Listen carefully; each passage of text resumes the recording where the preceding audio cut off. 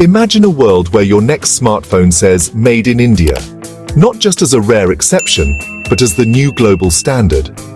Picture walking into your favorite electronics store, picking up the latest gadget, and seeing that familiar tricolor flag on the back. It's not just a label, it's a symbol of a new era, a sign that India has finally stepped onto the world stage as a manufacturing powerhouse. But for decades, that label has almost always read "Made in China." China's factories have been the beating heart of the world's supply chain, churning out everything from phones to fridges, toys to televisions. But what if I told you that not too long ago, India was on the verge of changing all that? In the 2010s, India was on fire. Its tech sector was booming, a massive young workforce was entering the job market, and investors from around the world were lining up to get a piece of the action. The country was buzzing with optimism, and the world was starting to take notice. Global companies, frustrated by China's rising labor costs and growing political risks, started eyeing India as the world's next great workshop. The promise was huge: 1 billion consumers, a government eager to attract investment, and a tech-savvy population ready to work. It was the perfect storm for India to rise, until the real storm hit. Enter Donald Trump.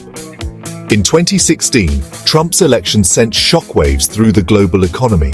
His America First agenda and tough stance on China would change the rules of the game overnight. Trump's trade war with China unleashed a tidal wave of uncertainty. Suddenly, tariffs were slapped on hundreds of billions of dollars worth of goods. Companies that had spent decades building supply chains in China were thrown into chaos. The world's biggest economies were now locked in a high-stakes standoff, and everyone else was caught in the crossfire. Companies wanted to move out of China, but shifting to India wasn't as easy as it looked. Why?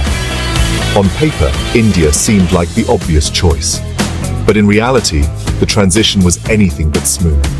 India had big dreams, but also big headaches: red tape, slow ports, inconsistent rules. Setting up a factory in India could take months, sometimes years, thanks to endless paperwork and confusing regulations. It was like promising pizza delivery in 30 minutes. Then your scooter runs out of gas halfway there. For global companies used to China's efficiency, India's bureaucracy was a rude awakening. Trump's tariffs added even more chaos, making businesses think twice. The result? Instead of a smooth shift from China to India, companies hesitated. Some tried to diversify to Vietnam, Indonesia, or Mexico. Others simply waited, hoping the storm would pass.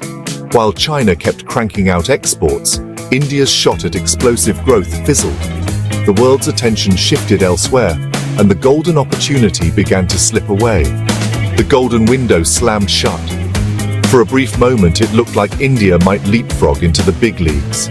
But the combination of global trade wars, internal bottlenecks, and missed reforms meant that dream was put on hold. So, is India out of the race? Not really. The country still has enormous potential. Its young population, growing digital economy, and hunger for innovation mean the story isn't over yet. With the right reforms, streamlining regulations, investing in infrastructure, and making it easier to do business, India could still challenge China's dominance. But it won't happen overnight. The world is watching, and the next few years will be critical. If you want more on global economics, wild trade wars, and the race for the world's next manufacturing superpower, hit subscribe. We'll keep breaking down the stories that shape our world. The race isn't over. India's moment may have been delayed, but the next round is just beginning. Stay tuned to see who wins the battle for the world's factory floor.